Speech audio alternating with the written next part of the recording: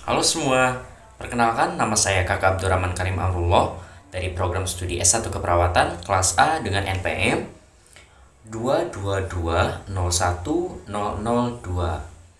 Pada kesempatan kali ini saya akan menjelaskan mengenai sel prokariotik, mulai dari ciri-cirinya, perbedaannya dengan sel eukariotik, dan juga fungsi dari organel-organel sel prokariotik itu sendiri.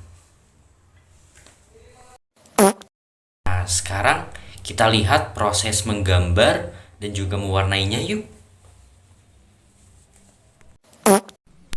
Oke, jadi ini proses gambarnya di mana saya harus menggambar itu waktu aslinya itu 4 kali lipat, berarti 4 kali 37. Hitung sendirilah. 2 menitan lebih dikit. Nah, ini saya gambarnya ini buat sketsa sel prokariotik di mana yang video ini mamang saya ya.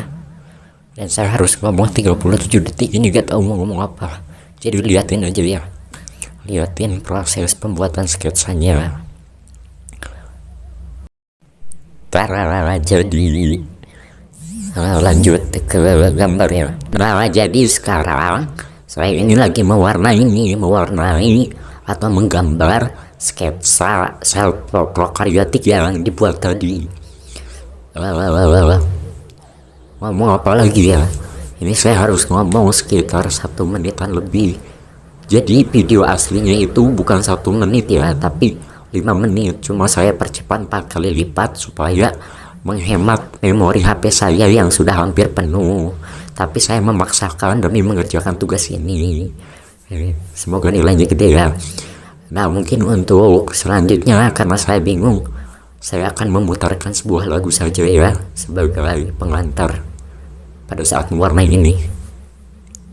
Cekidot.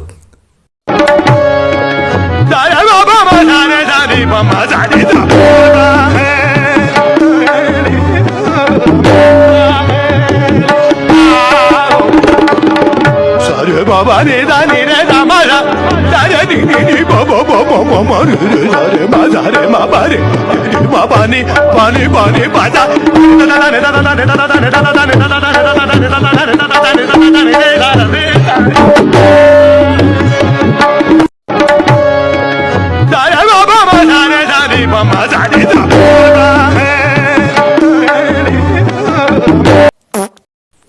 Parah, udah jadi. Selanjutnya kita lanjut ke penjelasannya ya. Sebelum kita lanjut mengenai materi sel prokariotik, ada baiknya kita mengenal terlebih dahulu apa sih yang dimaksud dengan sel. Jadi, sel sendiri merupakan unit terkecil dalam organisasi yang menjadi dasar bagi kehidupan secara biologis. Dan sel ini pertama kali ditemukan oleh seorang ilmuwan yang bernama Robert Hooke pada tahun 1665, manakala dia mengamati sayatan pada gabus.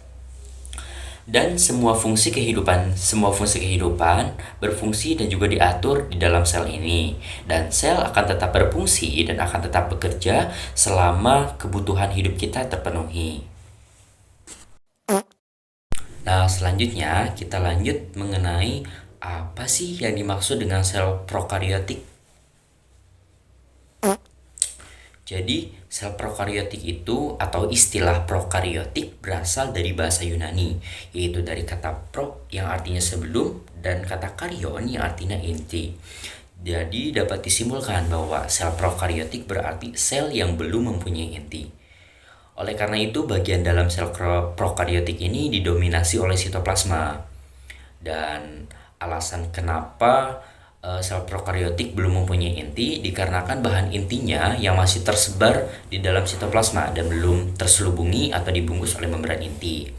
Materi genetik dari sel prokariotik ini berupa DNA, yang mana DNA ini akan terkonsentrasi dalam suatu daerah di dalam sel prokariotik yang akan membentuk nukleotid. Dan nukleotid ini belum mempunyai membran pemisah yang memisahkan nukleotid dengan organel sel yang lainnya. Nah, lalu selanjutnya yaitu mengenai organel sel dalam sel prokariota. Yang pertama bisa dilihat di samping, yaitu ada plasmid. Plasmid merupakan DNA ekstra kromosomal yang dapat bereplikasi secara otonom dan bisa ditemukan pada sel hidup. Plasmid dapat ditemukan lebih dari satu dalam satu sel dengan ukuran dan juga bentuk yang sangat bervariasi. Namun semua plasmid tidak mengkodekan fungsi yang penting untuk pertumbuhan sel itu sendiri.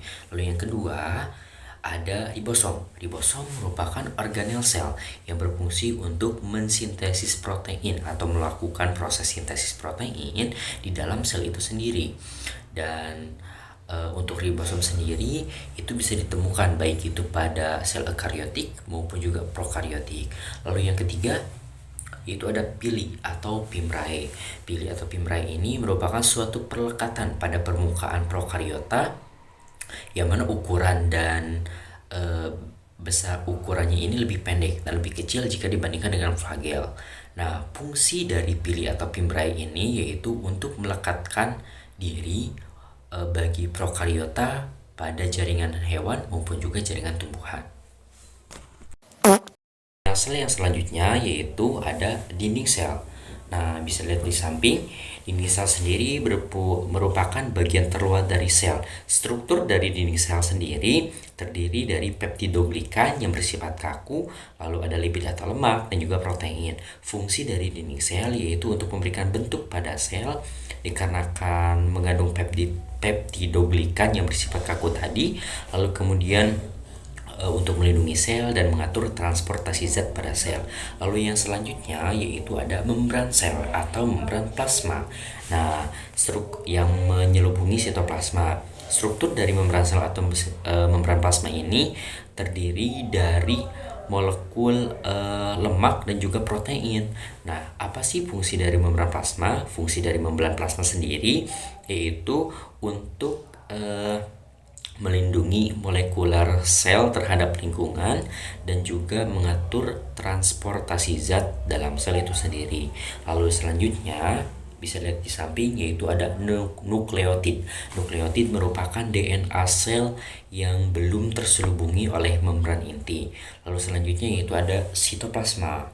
Nah, ini bisa lihat di samping.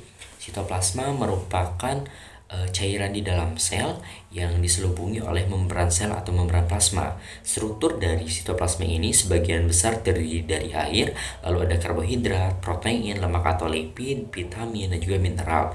Dan fungsi dari sitoplasma sendiri yaitu sebagai